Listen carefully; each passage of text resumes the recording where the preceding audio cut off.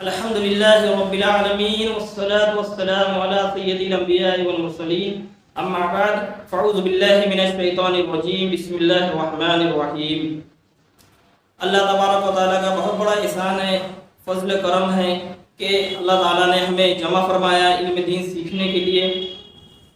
آج ہم انشاءاللہ آج سے ہم کچھ شروعات کریں گے فرض علوم، جو کہ اسلامک جنرل نالج کے حساب سے ہے۔ فرض علوم کہ مسلمان کو کیسا عقیدہ رکھنا چاہیے اور عبادت کے متعلق جو ہماری عبادات ہیں ان کے متعلق ہم غور و فکر کریں گے، اور اس سیریز میں انشاءاللہ ہم جو فرض علوم ہیں، جو دین اسلام میں فرض علوم ہیں، ان کے بارے میں کچھ معلومات حاصل کرنے کی کوشش کریں گے، اور اگر ہمیں کچھ پریشانی اور مشکلات اور کوئی بات اگر نہیں سمجھ میں آ رہی ہے ہوئی تو ہم انشاءاللہ علماء کرام سے رجوع کریں گے۔ تو ابھی تک ہم نے یہ سنتے آئے ہیں کہ اللہ تعالیٰ کی عبادت کرے، ٹھیک ہے، اللہ تعالیٰ کے سوا کوئی معبود نہیں ہے، بے شک اللہ تعالیٰ ایک ہے۔ اب آج ہم اللہ تعالیٰ کے بارے میں کچھ مزید معلومات حاصل کریں گے۔ اس میں سے بہت ساری معلومات ایسی ہے کہ ہمیں معلوم ہے، ہم اس کو ریویژن کر لیں گے، اور بہت ساری معلومات ہو سکتا ہے ہمارے ذہن میں نہ ہو تو ہم اس کو پڑھیں گے، سمجھنے کی کوشش کریں گے، اور انشاءاللہ اگر سمجھ میں آ گئی بات تو دوسروں کو پہنچانے کی بھی کوشش کریں گے۔ تو ایک سوال پیدا ہوتا ہے کہ ہمیں اللہ تعالیٰ کے بارے میں کیسا عقیدہ رکھنا چاہیے، اللہ تعالیٰ کے بارے میں ہمیں کیسا عقیدہ رکھنا چاہیے۔ تو اس کے بارے میں ہم آج معلومات حاصل کریں گے کہ اللہ تعالیٰ ایک ہے، اس کا کوئی شریک نہیں ہے۔ اللہ تعالیٰ ایک ہے، اس کا کوئی شریک نہیں ہے۔ ہم قرآن پاک میں بھی پڑھتے ہیں نا قل هو اللہ احد، تو اللہ تعالیٰ ایک ہے، اس کا کوئی شریک نہیں ہے۔ آسمان و زمین اور ساری مخلوقات کا پیدا کرنے والا وہی ہے، اور اس کا بھی ہم قرآن میں پڑھتے ہیں فاطر السماوات والارض انت ولی فی الدنیا والآخرہ توفنی مسلما والحقنی بالصالحین۔ قرآن میں بہت سارے مقامات پر ہے یہ بیان کیا گیا کہ بے شک آسمان و زمین اور ساری مخلوقات کا پیدا کرنے والا وہی ہے، مطلب اللہ تعالیٰ ہے، وہی عبادت کا مستحق ہے۔ عبادت کا مستحق کون ہے؟ صرف اور صرف اللہ ہے۔ عبادت کا مستحق کون ہے؟ صرف اور صرف اللہ ہے۔ ایاک نعبد و ایاک نستعین، ہم تیری ہی عبادت کرتے ہیں اور تجھ سے مدد چاہتے ہیں، دوسرا کوئی عبادت کا مستحق نہیں ہے۔ وہی سب کو رزق دیتا ہے۔ روزی کا مالک کون ہے؟ اللہ تعالیٰ ہے۔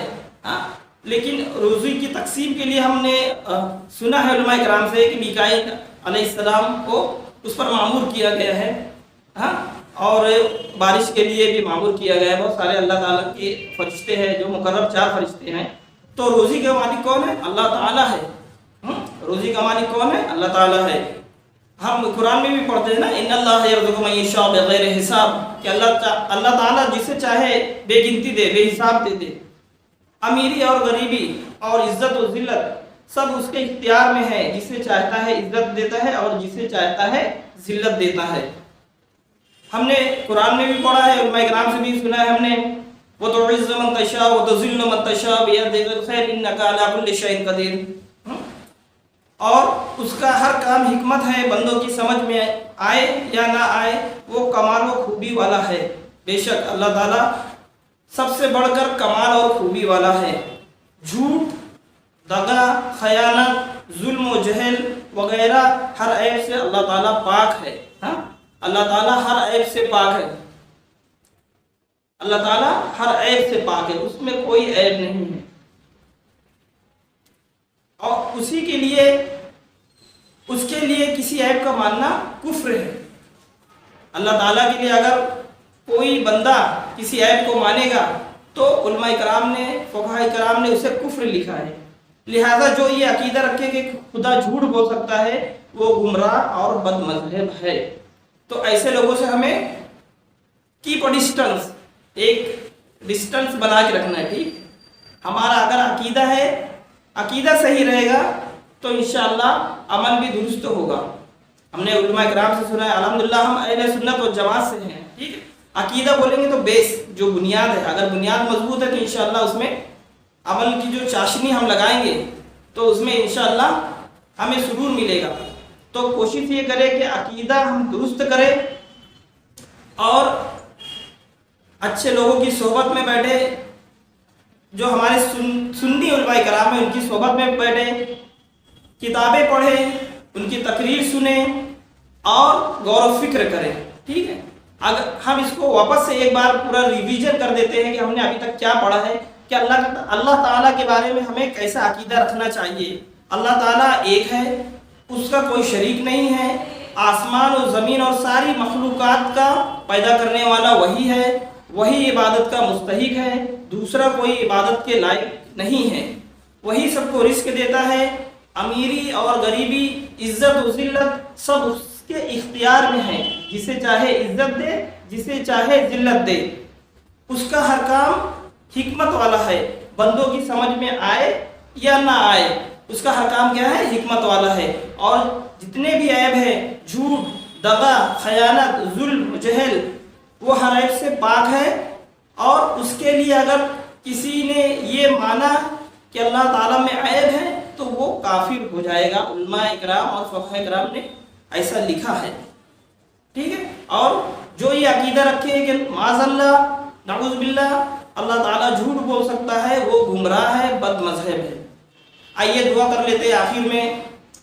صلی اللہ علیہ محمد صلی اللہ تعالی علیہ وسلم۔ اے اللہ، جو کچھ بھی پڑھا گیا اسے یاد رکھنے، اس پر عمل کرنے اور اسے دوسرے تک پہنچانے کی توفیق عطا فرما۔ اے اللہ، ہمارے عقیدوں کو درست فرما دے۔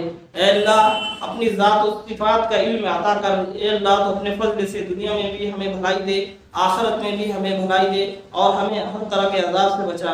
اے اللہ، مسلمانوں کو خواب غفلت سے بیداری عطا فرما۔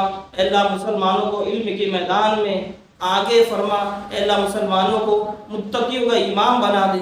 اے اللہ، تجھے تیرے حبیب کا واسطہ ہمیں دین کا اور دنیا دونوں کا علم ہمیں عطا فرما۔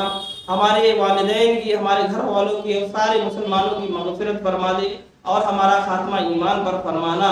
اے اللہ، ہم نے جو بھی پڑھا ہے اسے یاد رکھنے، اس پر عمل کرنے اور اسے دوسروں تک پہنچانے کی توفیق عطا فرما۔ میرے مالک، پڑھنے، سننے، کہنے میں جو بھی غلطیاں ہوئی ہوں تو اپنے فضل کرم سے معاف کر دے۔ اے اللہ، تو اپنے فضل کرم سے اسے معاف کر دے۔ اے اللہ، ہمیں نیک انسان بنا۔ وصلی اللہ تعالی علی خیر خلقہ سیدنا مولانا محمد وعلی وصحبہ اجمعین برحمتک یا ارحم الراحمین وما علینا الا البلاغ۔